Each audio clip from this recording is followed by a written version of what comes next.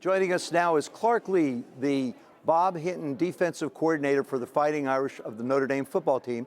And this season was the first season in that position that he held, and it was an unbelievable year. Very unique situation for you. Great football team, great year. Didn't end the way we wanted it to, obviously.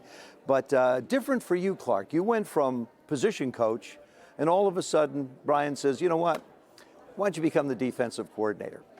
What was the adjustment like going from position coach to coordinator?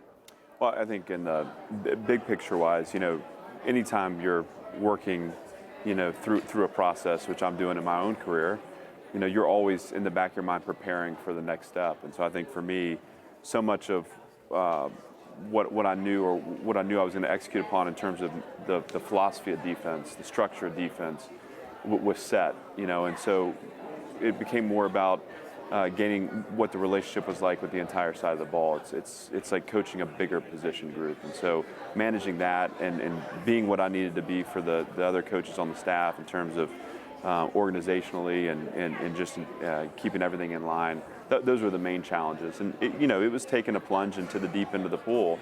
And part of the exercise was just staying afloat.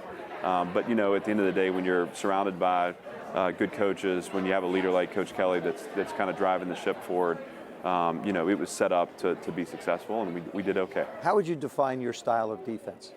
We want to be aggressive.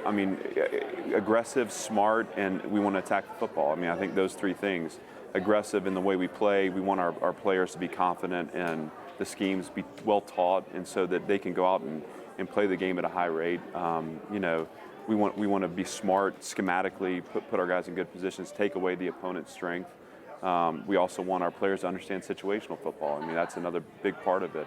And then attack the football. Obviously, we want to turn it over, get it back to our offense, let them score some points. That always helps. Believe me, as an offensive player, Yeah. I totally understand that.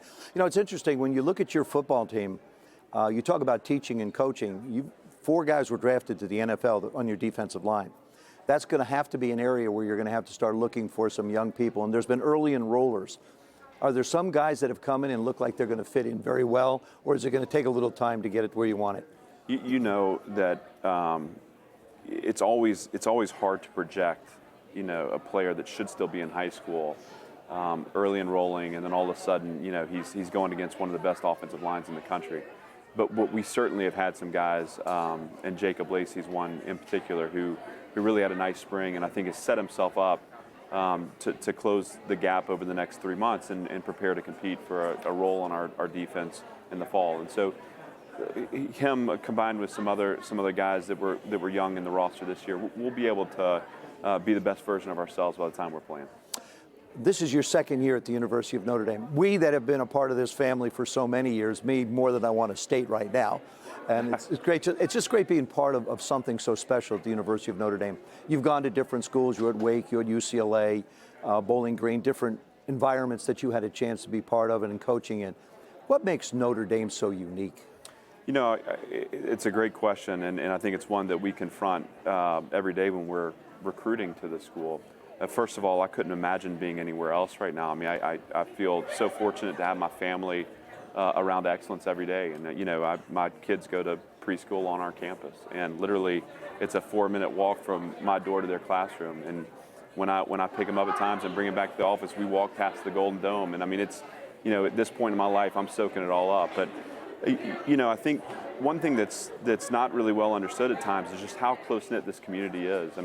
You can be walking on the street and pass our president or our provost in the weight room, and these people are around our building all the time, and there's true care and concern for each individual person, including the defensive coordinator at times, which I can be a popular guy and an unpopular guy depending on how we play. Depends on the week. That's right.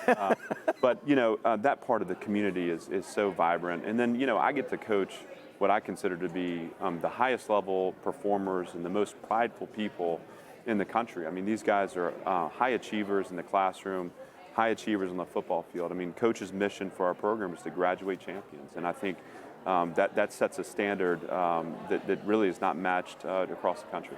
Speaking of buildings, the new practice facility, have you had a chance to get into it at all and look at it? I haven't, only because I've been busy trying to find. Are you anxious? Oh yeah, absolutely. Every day I feel, and they are working relentlessly But every day I look over and it seems like another phase of it's completed. And it, even passing it today, the windows are up and it looks like it's ready to be occupied almost. So we're excited. I thought when it first started going up, I thought this is really a big building. I mean, this is going to be a great facility, a fantastic opportunity for our football players.